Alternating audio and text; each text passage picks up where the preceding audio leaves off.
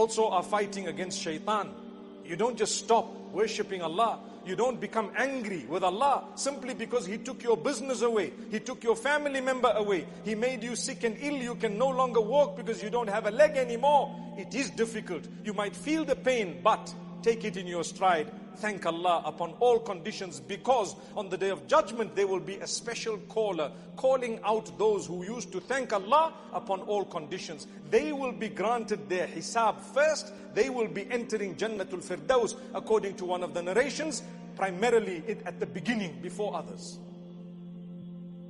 أَيْنَ الَّذِينَ كَانُوا يَحْمَدُونَ اللَّهَ فِي السَّرَّاءِ وَالضَّرَّاءِ. A caller will call, where are those who used to praise Allah upon all conditions?